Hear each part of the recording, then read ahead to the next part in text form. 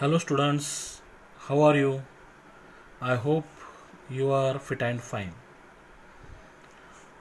Video थोड़ी लंबी हो सकती है, लेकिन मैंने बहुत सारे कंसेप्ट इसमें क्लियर करने की कोशिश की है। अगर आप in future competitive exams face करते हो तो आपको ये इन्फॉर्मेशन यूज़फुल हो सकती है। तो ये सेकंड लेसन में हम आज तक पहले 3 पार्ट में देखा है कि historiography in ancient period. Second part में हम हिस्टोग्राफी इन मिडिवल पीरियड, और थर्ड पार्ट में हमने देखा है historiography in modern period. Next आज हम देखेंगे इंडियन हिस्टोग्राफी, भारतीय इतिहास लेखन, उसका वेरियस आइडियोलॉजिकल फ्रेमवर्क्स। और आइडियोलॉजिकल फ्रेमवर्क्स क्या क्या है इसका, ये हम देखने वाले हैं। वीडियो को अंत तक देखिएगा। अगर आपको समझता है तो मेरा चैनल सब्सक्राइब करो। और इंडियन हिस्टोग्राफी, तो ये क्या होता है? It refers to the studies of sources, critical methods and interpretations used by scholars to develop a history of India। तो जो स्कॉलर्स लोगों ने इंटरप्रिटेशन करने की कोशिश की है कि इंडियन हिस्टोग्राफी कैसी है और उसके अलग अलग आइडियोलॉजिकल फ्रेमवर्क्स कौन कौन से हैं। तो पहला जो है वो है कॉलोनियल हिस्टोग्राफी। कॉलोनियल हिस्टोग्राफी मतलब क्या है? द टर्म कॉलोनियल जो है हिस्टोग्राफी अप्लाइज टू, किसको अप्लाई करती है ये? The histories of the countries colonised during their period of colonial rule. मतलब जो यूरोपियन कंट्रीज थे, बहुत सारी कंट्रियाँ थी, उन्होंने ऑल ओवर द वर्ल्ड जाके छोटे छोटे जो प्रोविंसेस बोलो, रीजन्स बोलो, अपने कब्जे में लिए थे। तो जैसे कि हमारे यहाँ इंडिया में डच आए थे, पुर्तगीज़ आए थे, फ्रेंच आए थे, ब्रिटिश आए थे। ब्रिटिश लोगों ने हमारे ऊपर मतलब पूरा अपना देश ही उन्होंने अपने कब्जे में लिया था। तो जो यूरोपियन कंट्रीज़ थे वो दूसरे देश में जाके उस देश को जब अपने कब्जे में लेते थे उसको वो कॉलोनी कहते थे, कॉलोनी। वैसे हमारी ये इंडिया भी ब्रिटिश लोगों की कॉलोनी थी। तो कॉलोनियल हिस्टोग्राफी, तो जिस जगह पे उनका राज था उस जगह का हिस्ट्री वो लिखते थे, तो उसे हम कॉलोनियल हिस्टोग्राफी कहेंगे। The early scholars, early scholars में पहले के जो विद्वान थे, early scholars who studied and wrote, जिन्होंने स्टडी किया और लिखा, wrote Indian history, were mainly British officers. तो जो पहली हिस्ट्री लिखी वो थे ब्रिटिश ऑफिसर्स थे। जो British officers east India company में, ईस्ट इंडिया कंपनी के साथ आए थे, उनके लिए वो काम करते थे। तो वो हिस्ट्री उन्होंने लिखी थी। And Christian missionaries, Christian missionaries, तो ये उनके साथ बाद में क्रिश्चियन मिशनरीज आए थे। मिशनरीज का काम क्या होता है? तो उनकी जो भी कुछ क्रिश्चियन रिलीजन के बारे में फेथ है उनकी, वो लोगों को प्रीच करना, सिखाना, अपना धर्म प्रसार करना। तो हमारे देश में अभी बहुत सारे जो क्रिश्चियन लोग दिखते हैं, तो ये इनका ही रिजल्ट है। तो उन्होंने क्या किया, ईस्ट इंडिया कंपनी तो ट्रेड के लिए आई थी, व्यापार के लिए आई थी, तो व्यापार तो वो कर रही थी, लेकिन इनके साथ साथ ये क्रिश्चियन मिशनरीज भी अपना धर्म प्रसार करने के लिए आए थे। तो उन्होंने जो लिखा भारत के बारे में और ब्रिटिश ऑफिसर ने लिखा, वो उसको हम कॉलोनियल हिस्टोग्राफी कहते हैं।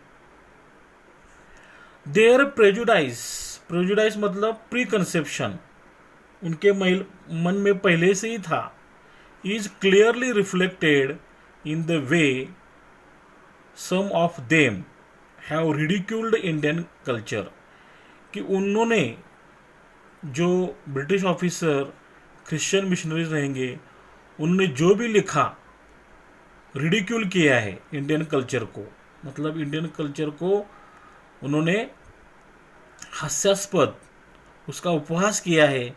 जिस उपहास से उन्होंने लिखा है वो रिफ्लेक्ट करता है उनका मत क्या है, उनका माइंड उसमें रिफ्लेक्ट करता है कि हमें किस तरह से हिस्ट्री लिखनी है। देयर राइटिंग्स वेयर, उनका जो राइटिंग था, जो लिखान था, वेयर यूज टू जस्टिफाई, वो राइटिंग जस्टिफाई करता था द कॉलोनियल ब्रिटिश रूल। जो कॉलोनियल, अभी मैंने बताया कि उनका जो कॉलोनी समझते थे हम लोगों को, तो हमारे ऊपर जो उनका ब्रिटिश रूल था उसको वो जस्टिफाई करते हैं। तो ब्रिटिश रूल को जस्टिफाई करते हैं। ब्रिटिश रूल कहाँ से शुरू हुआ? 1600 में क्या हुआ? इंग्लैंड में royal charter forms, royal charter ने क्या किया, उनको एक जो कायदा आया था रॉयल चार्टर करके, form the east India company, वो रॉयल चार्टर के द्वारा उनकी पहले ईस्ट इंडिया कंपनी स्थापित हुई और वो यहाँ पे ट्रेड करने के लिए इंडिया में आए। तो 1600 से लेके 1857 तक, 1600 से लेके 1857 तक कंपनी का रूल था, कंपनी का रूल। तो 1857 में जो अपना फर्स्ट रिवोल्ट हुआ, रानी लक्ष्मीबाई, नाना साहेब पेशवे, बहादुर शाह, हमने डिस्कस किया है। तो रिवोल्ट होने के बाद जो रूल है वो रूल गया डायरेक्ट ब्रिटिश क्राउन के पास। ब्रिटिश क्राउन मतलब रानी के पास गया। तो ये जो पीरियड 1858 से शुरू हुआ 1947 तक, हमारे फ्री होने तक, तो इसको हम क्राउन रूल भी कहते हैं। क्राउन मतलब मुकुट, रानी का मुकुट, क्राउन रूल इन इंडिया भी कहते हैं और डायरेक्ट रूल इन इंडिया भी कहते हैं। तो इस दरम्यान जो रीजन, भारत में जो अलग अलग सा भाग था, जो रीजन था, वो ब्रिटिश लोगों के पास था। मतलब यहाँ के जो रूलर्स थे उन्होंने ही उसको, उनसे ही उन्होंने वो पाया था। तो जो region under British rule control was directly administered by UK. British के पास जो रीजन था भारत का, वो डायरेक्टली यूके से, इंग्लैंड से रूल किया जाता था। और जो अलग areas ruled by indigenous rulers, उसके बावजूद भारत में जो राजे लोग थे छोटे छोटे, तो इंडिजिनियस कहते थे उसको, इंडिजिनियस, स्वदेशी, लेकिन वो भी ब्रिटिश पैरामाउंटेसी में था। ब्रिटिश पैरामाउंटेसी मतलब उनका तो राज था ही लोकल रूलर्स का, लेकिन उनके ऊपर अंतिम सत्ता बोलते हैं उसको, सुप्रीम पावर, वो इंग्लैंड की थी। उसको हम प्रिंसली स्टेट भी कहते हैं, प्रिंसली स्टेट्स। ओके, उसको प्रिंसली स्टेट्स या नेटिव स्टेट्स, इंडियन स्टेट्स भी कहते हैं। तो 40% एरिया जो था इंडिया का, वो हमारे नेटिव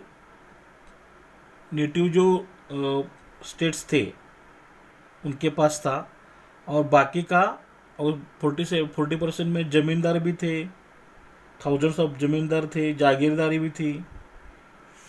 तो ये और अलग बचा हुआ 60% डायरेक्ट क्वीन के पास था, क्वीन से रूल किया जाता था।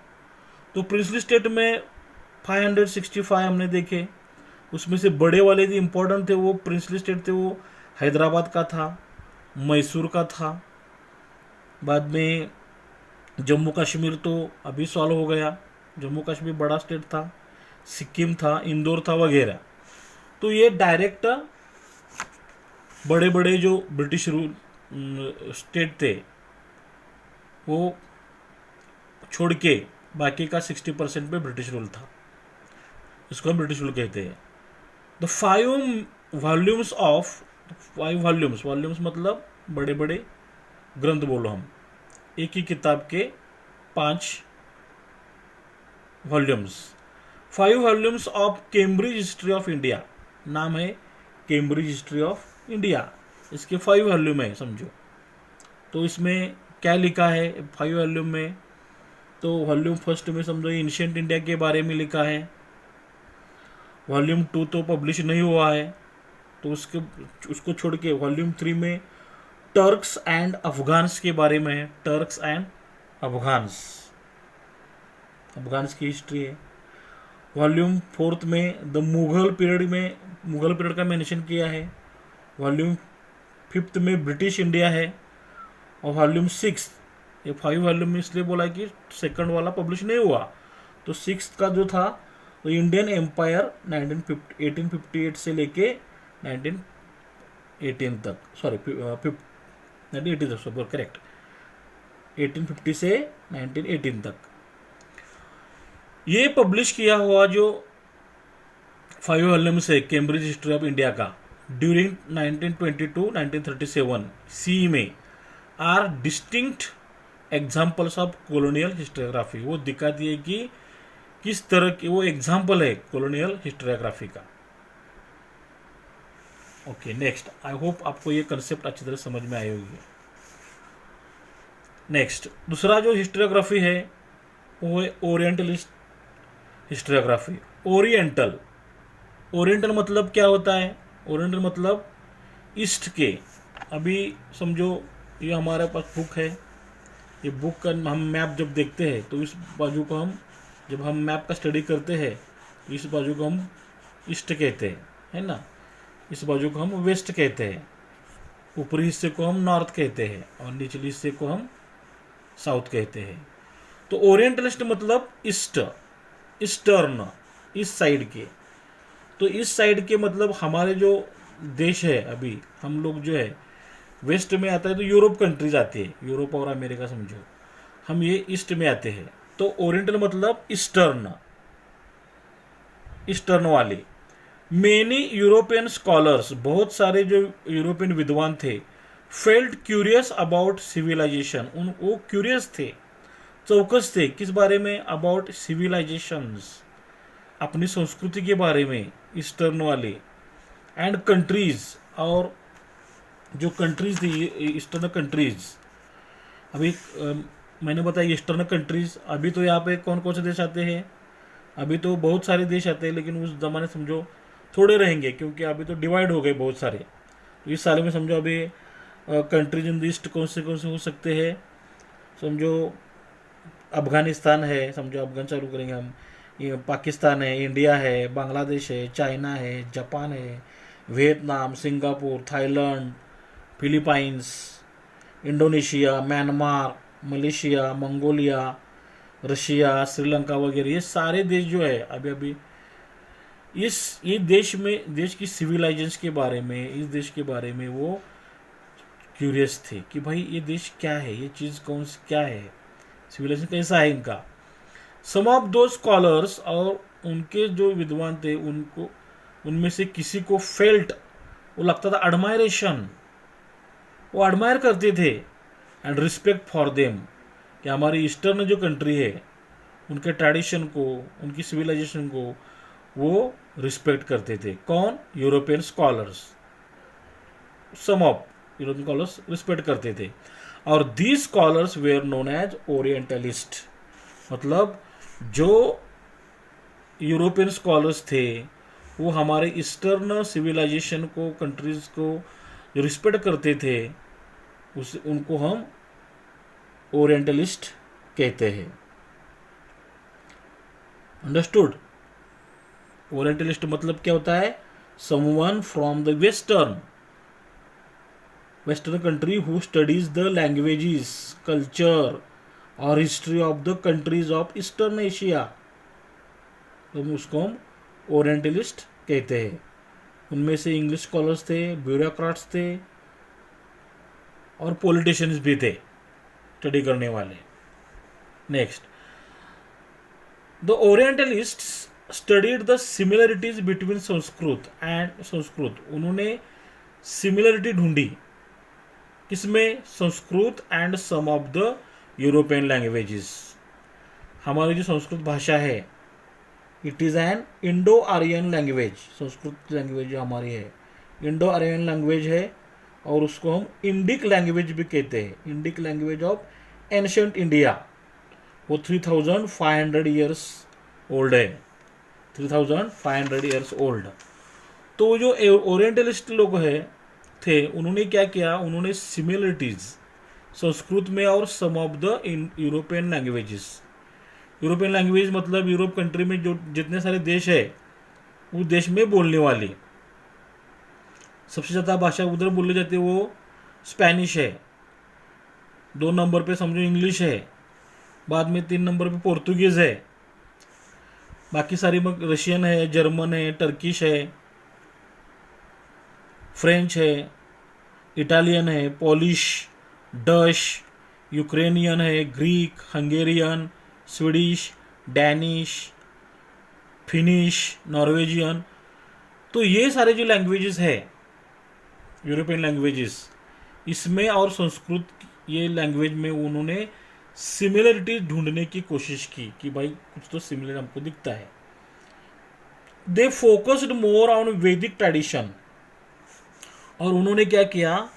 स्टडी करते वक्त वैदिक ट्रेडिशन पे ज़्यादा फोकस किया। वैदिक ट्रेडिशन पे, तो वैदिक ट्रेडिशन क्या होता है? It refers to the teachings and experience of various lineages of sages. तो उस जमाने में जितने सारे सेजिस, साधु संत होके गए, who lived on the Indian सब कंटिनेंट, उनका टीचिंग कैसा था, वो ट्रेडिशन, उसको हम वैदिक ट्रेडिशन कहते हैं। तो व्यास थे, वेद व्यास, उन्होंने क्या किया था? Compiled all the mantras. उन्होंने सब मंत्रास कंपाइल किया, एक जगह किया, and organise them into 4 volumes, और 4 वॉल्यूम्स में उसको मंत्रास को एकत्र किया।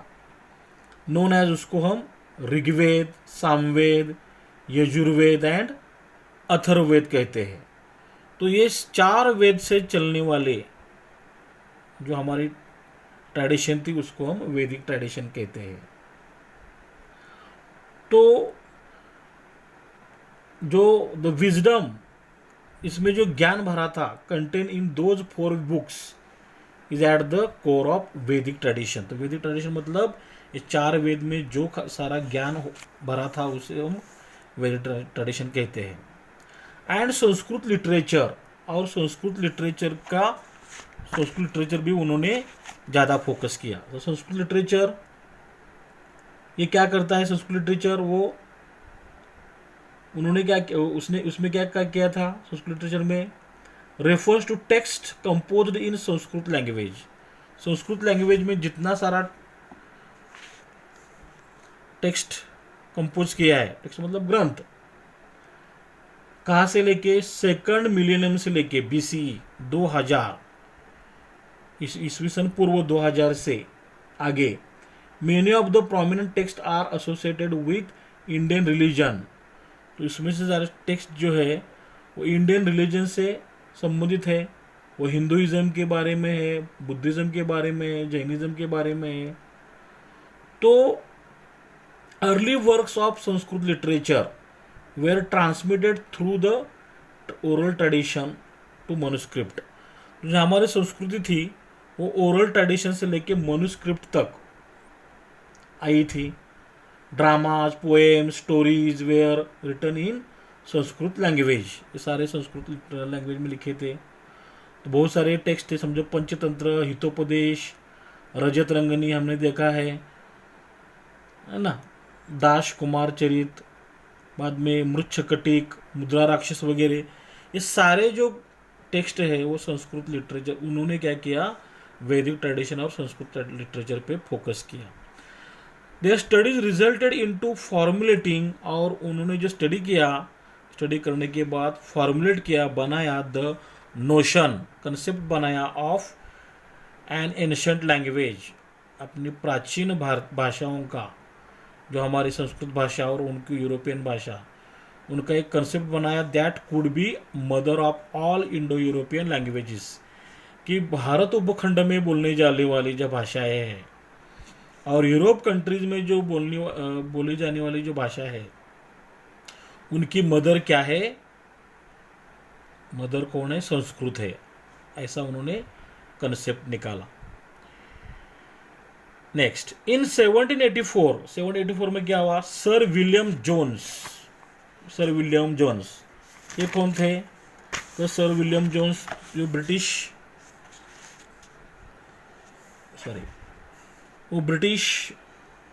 स्कॉलर थे। उन्होंने भी प्रपोजिशन किया कि जो यूरोपियन लैंग्वेज जो है उसकी जो मूल है वो संस्कृत है, उसको इंडो यूरोपियन लैंग्वेजेस कहा जाता है। तो सर विलियम जोन्स को बहुत सारी भाषाओं का ज्ञान था, इंग्लिश और उनकी जो regional language, Welsh, Greek, Latin, Portuguese, Arabic, Hebrew and थोड़ी सी चाइना की बेसिक्स भी, और आखिरकार उनका अंत भी यहाँ पे इंडिया में ही हुआ था, कलकत्ता में। तो founded Asiatic society in Kolkata, तो उन्होंने एशियाटिक सोसाइटी इन कोलकाता में फाउंडेड की थी। तो यहाँ 1784 में, तो जस्ट लाइक वो लाइब्रेरी टाइप है, और अब उसके प्रेसिडेंट जो है तो ईशा मोहम्मद है। कौन है, ईशा मोहम्मद। तो विलियम जोन्स ने एशियाटिक सोसाइटी की स्थापना की कलकत्ता में। It open the doors for research, और ये एशियाटिक सोसाइटी ऑफ कलकत्ता ने रिसर्च के द्वार खुले कर दिए इन ancient Indian literature and history, भारतीय पुरातन प्राचीन भारतीय और हिस्ट्री के लिए द्वार खुले के मतलब यहाँ पे जाके कोई भी उसका स्टडी कर सकता है, एंशिएंट इंडियन लिटरेचर। तो हमने वो लिटरेचर में क्या क्या आता है, बहुत बार वो लगता है कि भाई बहुत टाइम लेगा, लेकिन क्या करें, बताने का मन करता है। तो earliest Indian literature took the forms of the Hindu sacred writings known as the Veda, which were written in Sanskrit. जो वेद होते थे, वेद, तो वेद के बारे में, बुद्धिज़्म और जैनिज़्म, जो उनके जो टेक्स्ट है वो टेक्स्ट पाली में, अर्धमागधी में, प्राकृत में लिखे गए थे। तो आफ्टर ऋग्वेद के बाद यजुर्वेद आता है, सामवेद है, अथर्ववेद है, ब्राह्मण के बोलते हैं हम, ब्राह्मण से आरण्यकाज, उपनिषदाज, बाद में वेदांगे, रामायण, महाभारत। तो ये सारे हमारे एंशिएंट इंडियन लिटरेचर में गिना जाता है। और 4 पुरुषार्थ कहा गया है, 4 पुरुषार्थ माना गया है कि आदमी जब जन्म लेता है तो उसने क्या क्या करना चाहिए, 4 पुरुषार्थ कमाने चाहिए। मतलब धर्म का पालन करना चाहिए, अर्थ मतलब पैसा उसके पास होना चाहिए, काम, वैवाहिक जीवन उसका सुखी होना चाहिए, और उसके ये तीनों का पालन वो करता है तो उसको मरने के बाद मोक्ष मिलता है। तो ये हमारा एंशिएंट इंडियन लिटरेचर बताता है धर्म, अर्थ, काम और मोक्ष। Okay, among the orientalist scholars, जो ओरिएंटलिस्ट स्कॉलर्स थे, पूर्वी देश के बारे में इंटरेस्ट लेने वाले। उसमें थे Friedrich Max Muller. Friedrich Max Muller ये भी समझो जर्मन थे, जर्मन बॉर्न थे ये orientalist, who lived and studied in Britain, लेकिन उन्होंने ब्रिटेन में अपनी शिक्षा पूरी की for most of his life. उसमें बाद में उधर जाके ग्रीक सीखी, लैटिन सीखी, अरेबिक, पर्शियन, संस्कृत लैंग्वेज भी सीखी, और बाद में संस्कृत लैंग्वेज का स्टडी करने के लिए वो इंग्लैंड चले गए। और उन्होंने क्या किया, ईस्ट इंडिया का जो ईस्ट इंडियन कंपनी में ज्वाइन होने के बाद ही was greatly influenced by Ramakrishna Paramhansa. आपने नाम सुना होगा, रामकृष्ण परमहंस। ये स्वामी विवेकानंद भी उनके भी गुरु थे, तो उन पे प्रभाव पड़ा था। तो जो ओरिएंटलिस्ट स्कॉलर्स है Friedrich Max Muller deserves a special mention, उसका हमें स्पेशल मेंशन करना चाहिए। ये विलियम जोन्स है और ये फ्रेडरिक मैक्स मुलर है। One picture speaks 100 words, Friedrich Max Muller.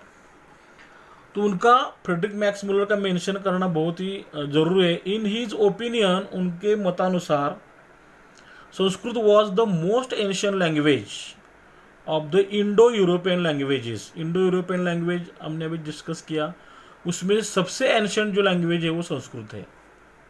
He was deeply interested in Sanskrit literature, उनका संस्कृत लिटरेचर में बहुत सारा इंटरेस्ट था। He first translated the Sanskrit text of Hitopadesha. तो हितोपदेश जो हमारी हमने देखा कि बहुत सारी किताबें प्राचीन ग्रंथ हैं, तो इनमें से एक हितोपदेश भी है। तो Hitopadesha is an Indian text in the Sanskrit language consisting of fables. आपने सुने होंगे छोटी छोटी कहानियाँ, moral stories with both animal and human characters. उसमें एनिमल भी होते हैं कैरेक्टर और ह्यूमन कैरेक्टर भी होते हैं। और इसको कहा जाता है कि ये भाई 12th सेंचुरी में इसको कंपोज किया था, और उसकी ऑथरशिप जो है विष्णु शर्मा ने ये कहानियाँ लिखी थी, ऐसा माना जाता है। द ओल्डेस्ट नोन मैन्युस्क्रिप्ट है ये ऑफ द टेक्स्ट, और ये भी अभी भी नेपाल में है ऐसा माना जाता है। 1373 में इसका कंपोजिशन हुआ था, समझो। तो ये जो हितोपदेश है is quite similar to the ancient Sanskrit classics of Panchatantra. Panchatantra में हमने बहुत सारी कथाएं सुनते हैं, वो सिमिलर माना जाता है। पंचतंत्र की कथाएं भी हमने सुनी होगी, है ना। तो बहुत सारे वो कहानियाँ सुन के हमें मॉरल पे आता है कि भाई हमें इसका मॉरल ये निकालना चाहिए। पंचतंत्र कहानी आपने सुनी होगी। एक कहानी बताओ आपको, वीडियो तो लंबा हो रहा है, ठीक है बताता हूँ। हाँ, तो यहाँ पे प्राणियों लोगों का समझो कैरेक्टर बता के स्टोरीज बताई जाती है। समझो 4 फ्रेंड थे, 4 फ्रेंड में समझो एक कछुआ था, एक कौवा था, एक डियर हिरन था, और एक माउस उंदीर। तो ये 4 फ्रेंड थे और 4 जंगल में रहते थे। तो हंटर ने क्या किया, शिकारी ने क्या किया, शिकारी के वो जाल में एक दिन क्या हुआ, वो कछुआ फंस गया। तो वो चिल्लाने लगा, फिर लेकिन देखा कि भाई हंटर शिकारी तो आ रहा है, अभी क्या वो करेंगे। तो वो माउस जो होता है, उंदीर, वो क्या बोलता है कौवे को और हिरन को, तुम क्या करो, थोड़ा सा वो शिकारी का जो उसको डिस्ट्रैक्ट करो, उसको अलग जगह लेके जाओ। तो हिरण क्या करता है, हिरण ऐसा खड़ा रहता है कि वो शिकारी को दिख पड़े, और शिकारी वो हिरण के पीछे थोड़ा सा लगता है, समझो। तो तब तक क्या करता है वो जो माउस, रैट, वो सब जाल कुरेदता है और उसको फ्री करता है कछुए को, और कछुआ निकल जाता है। तो हिरण भी भाग जाता है। तो शिकारी वापस आकर देखता है तो क्या उसमें, उस जाल में तो कछुआ नहीं था। तो सोचने लगा कि भाई कछुआ कहाँ गया। तो इस तरह ये 4 फ्रेंड थे, वो 4 फ्रेंड ने क्या किया, 4 फ्रेंड में से सबने मिलके उसको बचाया। तो उसका मॉरल हम क्या लिखेंगे अब, friend in need, friend in deed. तो यहाँ जितनी सारी कथाएं हमने सुनते हैं वो मोस्टली हितोपदेश से होती है। ओके, तो उन्होंने क्या किया, he first translated the Sanskrit text Hitopadesha. He was the editor of 50 volumes of the sacred books of the East. Max Muller ने क्या किया, ही वॉज द एडिटर, वो एडिटर थे। एडिटर मतलब समझो न्यूज़पेपर हम पढ़ते हैं, तो न्यूज़पेपर में न्यूज़, कौन सी न्यूज़ कहाँ पे, कौन से पेज पे आनी चाहिए, फ्रंट पेज में आनी चाहिए, पिछले पेज पे आनी चाहिए, मिडल पेज पे होनी चाहिए, बाद में पिक्चर कौन सा कहाँ पे होना चाहिए, एडिटर सोचता है, ये डिसाइड करता है। और जितनी भी न्यूज़ होगी, बड़ी हो छोटी हो, बड़ी हो तो उसको छोटी कैसी करनी चाहिए, तो ये डिसाइड करता है। तो ये एडिटर थे, उन्होंने 50 वॉल्यूम्स एडिट किए सैक्रेड बुक्स ऑफ ईस्ट के, सैक्रेड बुक्स। तो सैक्रेड बुक्स तो हमारे यहाँ के सैक्रेड बुक्स, प्राचीन ग्रंथ कौन, वो तो समझो हिंदुइज्म के बारे में थे, बुद्धिज्म के बारे में थे।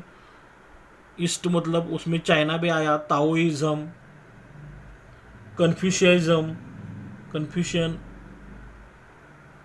जोराष्ट्रियनिज्म मतलब पारसी लोगों का भी बुक में इसमें है, जैनिज्म, इस्लाम, हिंदू का समझो उपनिवेश हो गया, पारसियों का समझो झंडावेस्ता हो गया, मुस्लिम का समझो कुरान हो गया, हिंदू का बाद में भगवत गीता भी है ना, बुद्धिज्म का समझो धम्मपद है, बुद्धयान है, मिलिंदपाना है।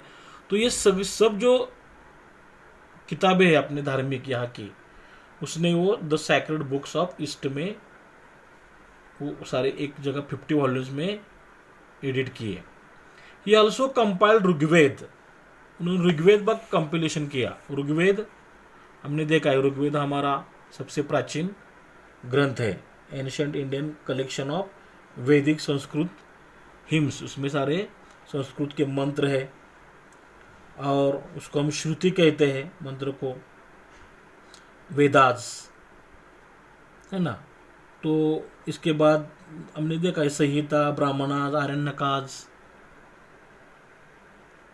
उपनिषदास, और ये 1500 टू 1200 BCE में कंपोज किए थे वैदिक संस्कृत में। उसमें 10 मंडल से चैप्टर्स, और ये ऋग्वेद जो है ओल्डेस्ट नॉन वैदिक संस्कृत टेक्स्ट माना जाता है। तो उसको इसने कंपाइल किया, which has been published in 6 volumes. 6 volumes में ऋग्वेद को कंपाइल किया। He translated Rigveda in German. तो हमने देखा कि वो तो बेसिक वो पहले से ही जर्मन था, तो वो जर्मन लैंग्वेज में इसको ट्रांसलेट किया। लेटली मतलब अभी कुछ सालों में एडवर्ड सईद, सेड नहीं है, सईद, एडवर्ड सईद, ये कौन है, स्कॉलर, ये भी विद्वान है, हु हैज री इवेल्युएटेड, उन्होंने फिर से एक बार री इवेल्युएट किया है किसको, द ओरिएंटलिस्ट राइटिंग्स को। हाँ, तो ये जो थे एडवर्ड सईद, उन्होंने ओरिएंटलिस्ट राइटिंग जो है उसको फिर से लिखने की कोशिश की है। Has thrown light on imperialistic interest, कि भाई उन लोगों का, इम्पेरियलिस्टिक मतलब साम्राज्यवादी लोगों का जो इंटरेस्ट था ऑफ ओरिएंटलिस्ट स्कॉलर्स, जो ओरिएंटलिस्ट स्कॉलर्स है उनके प्रति उनका इंटरेस्ट क्यों था, उसके ऊपर उन्होंने, सईद ने ज़्यादा लाइट डालने की कोशिश की है, स्टडी की है। तो जो सईद है उनका प्रभाव हमारे होमी भाभा, आपने नाम सुना होगा, होमी भाभा पे पड़ा हुआ था। ओके, और सईद पे जो प्रभाव था वो माइकल फुको, अपने नाम हमने लिया है पहले, माइकल फुको, कार्ल मार्क्स, शेक्सपियर, इनका प्रभाव है सईद पे पड़ा हुआ था। Next, nationalistic historiography. नेशनलिस्टिक राष्ट्रवादी, राष्ट्र प्रेम से भरी हुई, मतलब हमारे देश के बारे में ऐसा क्यों लिखते हैं, तो हमारी हिस्ट्री पढ़ के हमें राष्ट्र प्रेम होना चाहिए, आना चाहिए। The writings of Indian historians who were trained in British education system, जो हमारे जो इंडियन हिस्टोरियंस थे वो ब्रिटिश एजुकेशन सिस्टम में पढ़े हुए थे। नेशनल हिस्टोरियोग्राफी, जो ब्रिटिश एजुकेशन सिस्टम में पढ़े हुए थे। शो एन इंक्लिनेशन, उनका इंक्लिनेशन कहाँ पे था, to restore the pride in the ancient glory of India, कि भारत की जो प्राचीन ग्लोरी ऑफ इंडिया रिस्टोर करनी चाहिए, जतन करनी चाहिए। एंड द सेल्फ स्टीम, आत्मसम्मान हमारा जागरूक रखना चाहिए, of the Indian readers, Indian readers को वो पढ़ते ही मन में आत्मसम्मान जागरूक होना चाहिए, ऐसा नेशनलिस्टिक हिस्टोरियोग्राफी क्यों नेशनलिस्टिक हिस्टोरियन का मतलब था, कहना था। Their writings are known as nationalistic historiography, और ऐसे जो इंडियन हिस्टोरियन थे उन्होंने जो भी राइटिंग्स की है उसे हम नेशनलिस्टिक हिस्टोरियोग्राफी कहते हैं। तो वो जो पढ़े थे वो पढ़े थे ब्रिटिश एजुकेशनल सिस्टम में। Okay, nationalistic writings in Maharashtra, जो महाराष्ट्र में थे, were inspired by Vishnu Shastri Chiplunkar, Vishnu Shastri Chiplunkar से वो इंस्पायर हुए थे। तो ये विष्णु शास्त्री चिपळूणकर कौन थे, he was a Marathi writer, Marathi लेखक थे ये। He was born in Pune, उनका जन्म पुणे में हुआ था, पुणे में हुआ था। उन्होंने बीए किया, पूरा किया डेक्कन कॉलेज से, और बाद में वो स्कूल टीचर का जॉब भी किया है उन्होंने। ही फाउंडेड द न्यूज़पेपर केसरी, जो हम अभी देखते हैं केसरी, वो उन्होंने नहीं, लेकिन उनके साथ में गोपाल गणेश आगरकर एंड बाल गंगाधर तिलक भी थे। और को founder of new English school Pune, Pune में जो न्यू इंग्लिश स्कूल है उसके को फाउंडर थे। तो जो नेशनल राइटिंग्स थी महाराष्ट्र की अभी है, वो विष्णु शास्त्री चिपळूणकर से प्रभावित हुई है। He criticised the prejudiced history of ancient India, जो प्रेजुडाइज मतलब प्रीकंसीव्ड, जो पहले से डिसाइड किया कि हमें ऐसी हिस्ट्री लिखनी है, उसको उन्होंने क्रिटिसाइज किया। Ancient India written by British officers, British officers ने जितना भी गलत इतिहास लिखा है भारत के बारे में उसको उन्होंने क्रिटिसाइज किया। The nationalistic historians try to seek the golden era of Indian history, और उन्होंने क्या किया, हमारे देश का जो गोल्डन एरा था, गोल्डन एरा इंडियन हिस्ट्री का, वो ढूंढने का ढूंढने की कोशिश की। तो गोल्डन एरा हमारे इंडियन हिस्ट्री का कौन सा था? The period between the 4th century and 6th century, वो हमारा गोल्डन एरा माना जाता है।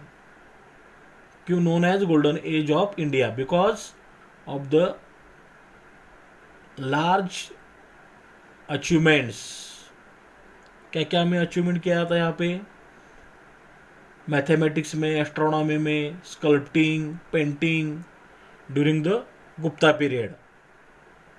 तो significant contributions to the decimal numeral system including the concept of zero, ये हमारे यहाँ पे खोज हुई थी।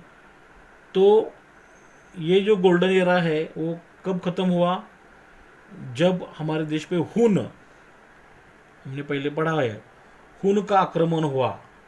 हुन लोगों का आक्रमण होके गुप्ता एम्पायर हमारा ख़त्म हुआ, तो ये गोल्डन एरा माना जाता है। तो उसमें फोकस करने की कोशिश की है। दे आर एट टाइम्स, बहुत बार ब्लेम किया जाता है for ignoring the critical analysis.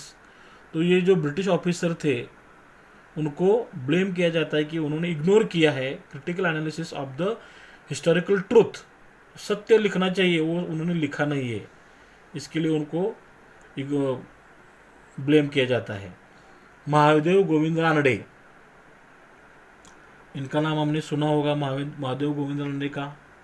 Indian scholar है, सोशल रिफॉर्मर है, जज भी थे वो बॉम्बे हाई कोर्ट के, एंड ऑथर भी थे। ही was one of the founding members of Indian national Congress, जो कांग्रेस जी थी उनके फाउंडर मेंबर रहे हैं और पार्टी। एंड ही वॉज जज of the Bombay high court, Maharashtra के। उनका जन्म नासिक में हुआ था और मृत्यु नासिक में 1842 को हुआ, मृत्यु 1901 में हुआ था। तो उन्होंने हेल्प एस्टेब्लिश वक्तृत्वोत्तेजक सभा, पुणे सार्वजनिक सभा, महाराष्ट्र ग्रंथोत्तेजक सभा, प्रार्थना समाज, ये सारे सभाज एस्टेब्लिश करने के लिए हेल्प की। और वो मराठी न्यूज़पेपर इंदू प्रकाश भी एडिट करते थे, और उनको राव बहादुर करके ब्रिटिश लोगों ने टाइटल दिया था। और उनकी जो बीवी का नाम था रमाबाई था। वो रमाबाई के ऊपर एक टीवी सीरियल भी आई थी मराठी में, उंच माझा झोका। तो आपने देखा नहीं होगा, आपको मम्मी से पूछो, उन्होंने शायद देखी होगी ये सीरियल, मराठी GTV पे आती थी, उंच माझा झोका। तो ये महादेव गोविंद रानडे। बाद में रामकृष्ण गोपाल भांडारकर, ये भी हमारे मराठी हिस्टोरियन है, Ramakrishna Gopal Bhandarkar. He was also orientalist scholar, social reformer. Malvan में उनका जन्म हुआ था, मालवण में, और उनका डेथ मुंबई में हुई थी। तो उनकी जो अर्ली स्कूलिंग थी वो रत्नागिरी में हुई थी, और बाद में उनका जो बाकी का जो पढ़ाई थी वो उन्होंने एल्फिंस्टन कॉलेज में की थी। एल्फिंस्टन कॉलेज में he was one of the first graduates in 1862 में बॉम्बे यूनिवर्सिटी में से जितने सारे ग्रेजुएट होके निकले, उनमें से जो थोड़े बहुत थे उनमें से वो भी थे, पहले ग्रेजुएट थे।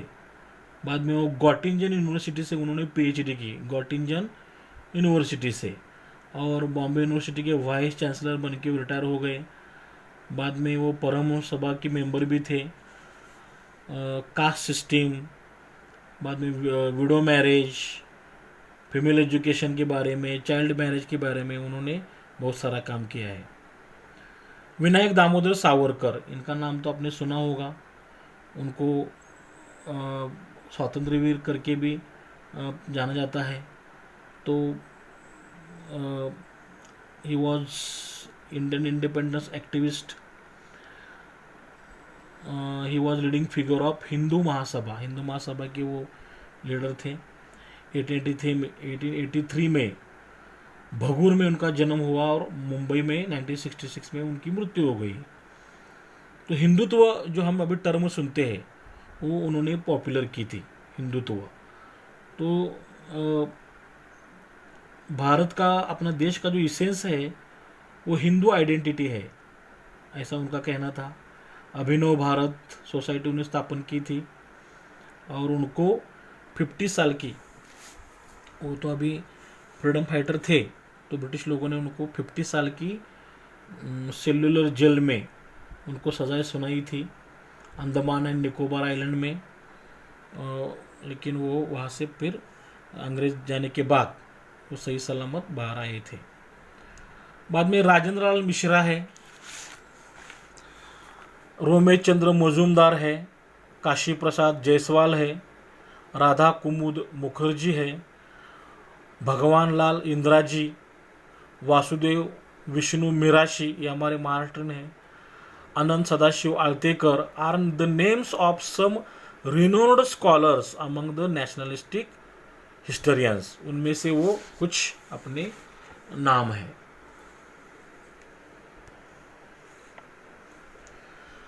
Okay, Rajwade is a well known for this writing in Marathi on varied subjects. Rajwade इन्होंने मराठी में वेरिड सब्जेक्ट पे, अलग अलग विषयों पे लिखान किया है, लाइक हिस्ट्री हो, लिंग्विस्टिक हो। लिंग्विस्टिक क्या होता है? लिंग्विस्टिक मतलब लिंग्विस्टिक भाषाशास्त्र, लिंग्विस्टिक मतलब भाषाशास्त्र होता है। तो scientific study of language, language की साइंटिफिक स्टडी करनी पड़ती है। स्टडी ऑफ इंग्लिश लैंग्वेज उन्होंने की है, is an example of linguistic. तो linguistics looks how language varies between people and situation. भाषा किस तरह से बदलती रहती है अलग अलग ठिकानों पे, वो इसमें स्टडी किया जाता है। बाद में वोकेबलरी उसकी कैसी रहती है, ग्रामर कैसा रहता है उस भाषा का, साउंड कैसा होता है, बोलते वक्त साउंड कैसा आता है उसका। तो how words evolve over time, words क्या कैसे कैसे इवॉल्व होता गया, ये सारा लिंग्विस्टिक में स्टडी करते हैं। इटिमोलॉजी, इटिमोलॉजी में क्या होता है? Study of origin of words, वो वर्ड्स कैसे तैयार हुआ इसका स्टडी करते हैं इसमें। Which there meanings have changed through out history, और उस वर्ड का मीनिंग कैसे कैसे चेंज होता गया, इसका भी हम इसमें स्टडी करते हैं। तो it is branch of linguistics. Okay, grammar का उन्होंने स्टडी किया था। He was of the firm opinion that, उनका ये फर्म ओपिनियन था कि we should write our own history, हमें खुद से अपनी हिस्ट्री लिखनी चाहिए। He compiled and edited 22 volumes of मराठ्यांच्या इतिहासाची साधने। उन्होंने क्या किया? मराठ्यांच्या इतिहासाची साधने, म्हणजे हमारी जो हिस्ट्री हम आप पढ़ते हैं तो वो किस तरह से, कौन कौन सी साधने, सोर्सेस मतलब थे, तो वो सोर्स का उन्होंने क्या किया? कंपाइल किया 22 वॉल्यूम में। तो उसमें समझो बखर है, डॉक्यूमेंट्स है, लेटर्स, एंशंट अकाउंट्स है, सॉरी सनद है, तवारीख है, पुरानी ताम्रपट बोलते हैं, कॉइन्स, कॉपर प्लेट्स, बायोग्राफीज। तो ये जो साधने हैं वो 22 वॉल्यूम में उन्होंने कंपाइल किया है। He wrote very scholarly prefaces to each of the 22 volumes. वो 22 वॉल्यूम्स को उन्होंने प्रिफेस मतलब प्रस्तावना लिखी है, स्कॉलरली म्हणजे विद्वत्तापूर्ण। ही स्टेटेड, वो कहते थे history is the all inclusive image of past societies. वो कहते हैं कि all inclusive images of past societies, past में जितने सोसाइटी अपनी थी उसमें सब जो उसमें हिस्ट्री में आना चाहिए। It does not include only the stories of political images. उसमें खाली राजकीय इमेज मतलब लोगों की हिस्ट्री नहीं लिखनी चाहिए। कॉन्स्पिरसीज, उन्होंने किस किस ने क्या कारस्तान किए, and wars of seizing power, power seize करने के लिए क्या वॉर्स किए, इसके बारे में खाली लिखना नहीं चाहिए। तो ऑल इंक्लूजिंग इमेजेस, बाकी के भी सारी चीज़ें इसमें आनी चाहिए. He insisted that history should be written only using authentic documentary source. उनका कहना था कि हमें हिस्ट्री लिखने वक्त ऑथेंटिक डॉक्यूमेंट्री सोर्स यूज करना है. The nationalistic historiography helped in triggering of independence movement of the Indian people. कि हमारे जो भारतीय लोग थे उनको ट्रिगरिंग स्टार्ट करने के लिए, उत्तेजन देने के लिए ये उन्होंने नेशनल हिस्टोग्राफी ने काम किया है against the British. In this aspect the book, और इस बारे में जो बुक है the Indian war of independence 1857, 1857 में जो वॉर हुआ उसमें उन्होंने चर्चा की है. रानी लक्ष्मीबाई थी, नाना साहेब थे, तात्या टोपे थे. तो ये वॉर हुआ, तो ये जो बुक लिखी रिटन बाय विनायक दामोदर सावरकर ने, इज ऑफ ग्रेट इम्पोर्टेंस. इसको ज़्यादा इम्पोर्टेंस मानते हैं. इस बुक में क्या लिखा था समझो. तो हमारे यहाँ पे जो आहिस्ता आहिस्ता ब्रिटिश लोग आए व्यापारी करके, उन्होंने आहिस्ता आहिस्ता पूरा देश अपने कब्जे में लिया. बाद में जो प्रिंसली स्टेट्स थे 565 समझो कुछ, तो उनको भी उन्होंने आहिस्ता आहिस्ता ख़त्म करने की कोशिश की. लोगों पे जुल्म होने लगा टैक्स के इससे समझो, और उनका ज़्यादा तो इंटरफेयर होने लगा धर्म में समझो, हिंदू धर्म में, मुस्लिम धर्म में. और समझो 1857 में जो मंगल पांडे, आपने सुना है, आपने देखा पिक्चर होगा आमिर खान का. तो उस टाइम क्या हुआ समझो, जो बंदूक राइफल रहती थी उसको जो कार्ट्रेज लगाया था, कार्ट्रेज, वो ऐसा कहना था कि भाई जो गाय और जो सुअर उसके फैट से, चर्बी से बनाई जाती है, और उसको वो कार्ट्रिज दांतों से तोड़ना पड़ता था. तो उनको लगा कि भाई अभी तो यहाँ तक सब हमने सहन कर लिया, लेकिन धर्म के बारे में सहन नहीं करना है. तो वो कार्ट्रिज दांतों से तोड़ने के लिए उनको तोड़ना पड़ता था. तो गाय तो हमारे लिए, हिंदू के लिए पवित्र होती है, और समझो सुअर जो होता है, पिग होता है, वो अपने मुस्लिम भाइयों के लिए पवित्र होता है. तो वो दोनों जो सैनिक थे वो बहुत सारे उनको गुस्सा आया, और मंगल पांडे ने अपने ऑफिसर को गोली मार के वो 1857 का वॉर शुरू किया था. तो ये इम्पोर्टेंट माना जाता है. तो इसके लिए हमारे यहाँ जो नेशनल हिस्टोग्राफी है उन्हें बहुत सारी हेल्प उनके लिए हुई है, ये माना जाता है. Sorry, the nationalistic histography provided a momentum to the writing of regional histories. True, बाद में रीजनल हिस्ट्रीज समझो, महाराष्ट्र की हिस्ट्री, कर्नाटका हिस्ट्री, गुजरात की हिस्ट्री, अलग अलग रीजनल हिस्ट्रीज भी, राजपुताना का हिस्ट्री वगैरह लिखनी जाने लगी. As a result of the attention of historians was drawn to the geographic conditions. और वहाँ के जोग्राफिक कंडीशन कौन सी है, and history of South Indian region. South Indian में हमारे सारे जो स्टेट है, आंध्र प्रदेश है, तमिलनाडु है, केरला वगैरह, इनकी भी हिस्ट्री लिखने के लिए अटेंशन मिलने लगा. तो हमारे यहाँ पे अभी दो ये बॉक्स है यहाँ पे. Justice Mahadev Govind Ranade has explain the background of the rise of Maratha empire.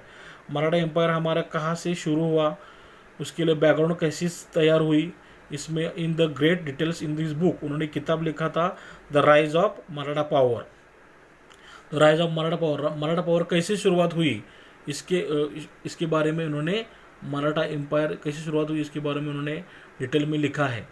According to him it was not like the suddenly erupted forest fire.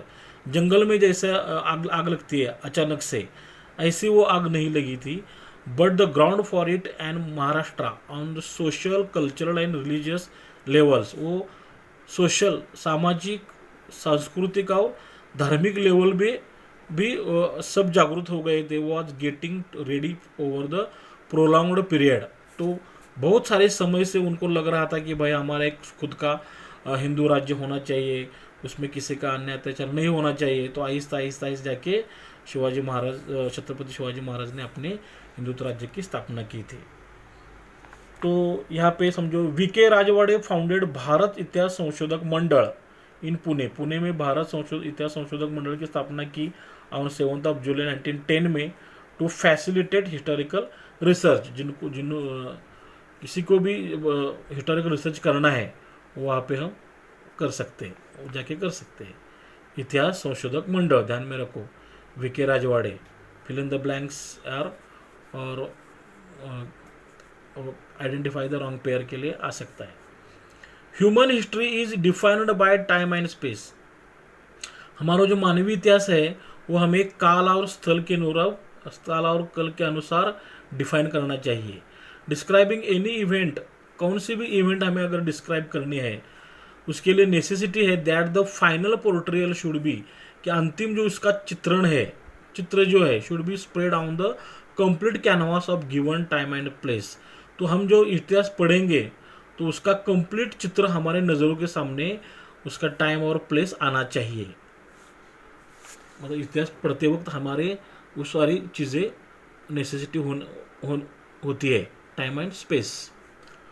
Only if a balanced combination of 3 factors, उसके लिए हमें 3 फैक्टर्स का combination करना चाहिए, time, space and personalities, काल, स्थल और व्यक्ति, ये तीनों का हमें कॉम्बिनेशन करके इज प्रेजेंट, या अगर ये तीनों हो सकते हैं then only an event does qualified to be called so, तो उसको हम इतिहास का प्रसंग कह सकते हैं। मतलब कोई भी इतिहास लिखने के लिए हमें टाइम, स्पेस और पर्सनैलिटी, काल, काल, स्थल और व्यक्ति, ये तीनों का होना जरूरी है, तभी जाके हम उसको इवेंट कह सकते हैं, ऐसा वीके राजवाड़े इनका कहना है।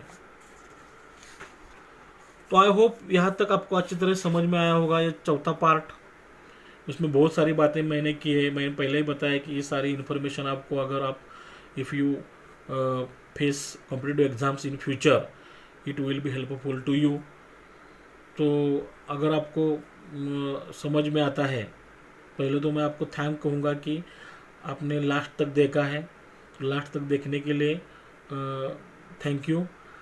और अगर आपको समझ में आता है, समझ में आया है, तो आप लाइक करो, आप शेयर भी कर सकते हो। और अगर ऐसी वीडियो आपको नेक्स्ट लेसन की, नेक्स्ट पार्ट की देखनी है तो सब्सक्राइब करो। अगर पहली बार आए तो सब्सक्राइब करो, बाद में सब्सक्राइब करने के बाद पहले वीडियो आप देख सकते हैं। और have a nice day, best of luck for your exam, may your dream come true. और नेक्स्ट पार्ट में हम फिफ्थ पार्ट में हम देखेंगे historiography in the past post independence era, 1947 के पहले के एरा का हम हिस्टोग्राफी देखेंगे। थैंक्स।